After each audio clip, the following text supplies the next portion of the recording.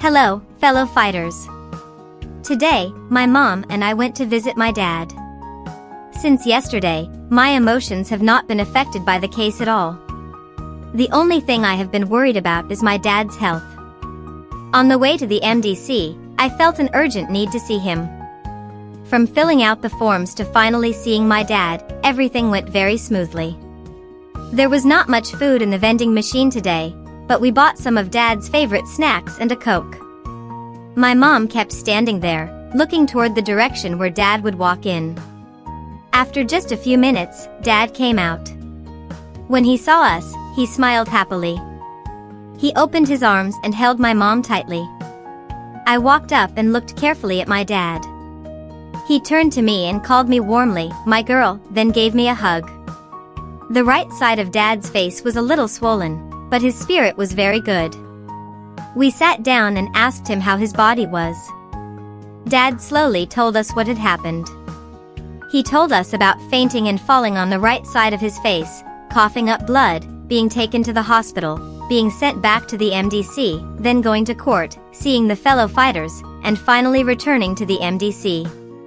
According to prison system procedure, when someone receives a sentence of more than 10 years, they are sent to a room for overnight observation, to prevent suicide or self-harm.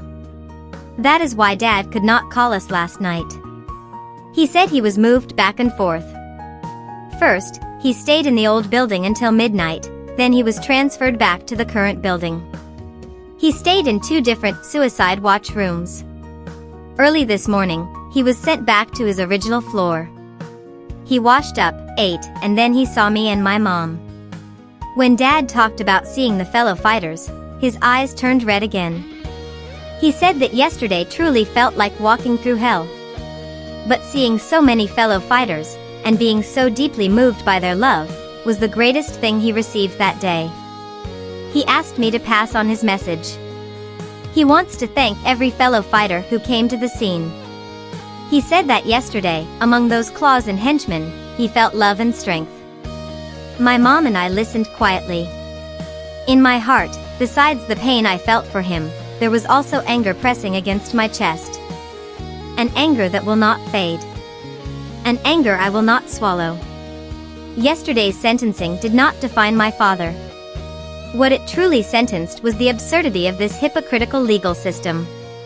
We saw it. We experienced it. Our new federal state of China was built by brave people who refused to be enslaved, refused to be exploited, and refused to be bullied. We will not bow down to the CCP. And we will not bow down to any corrupt force. One judge and a few prosecutors cannot define my father. They cannot define the new federal state of China. And they certainly cannot define the weight of the word justice. Yesterday, they sentenced him to a number of years. But time will bring out the truth. Time will make our determination grow stronger and stronger. Yesterday was not the end in any form. It was the beginning of everything. Since yesterday, I have received countless messages and comments from fellow fighters. Thank you all for your ocean-like kindness and mountain-like determination. My mom and I are doing very well. Please do not worry about us. We spent less than 2 hours with Dad.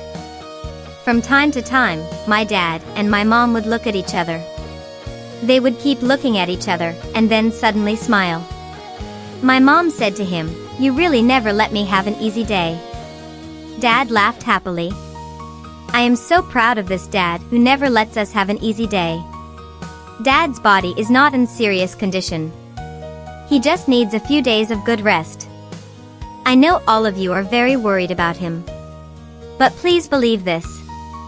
Dad will only get better and better. The road ahead is long. The mission is heavy. There is still so much to do.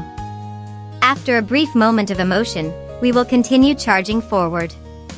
Thank you, fellow fighters, for walking with us. With this kind of love and support, there is nothing we cannot do. Everything beautiful has already begun.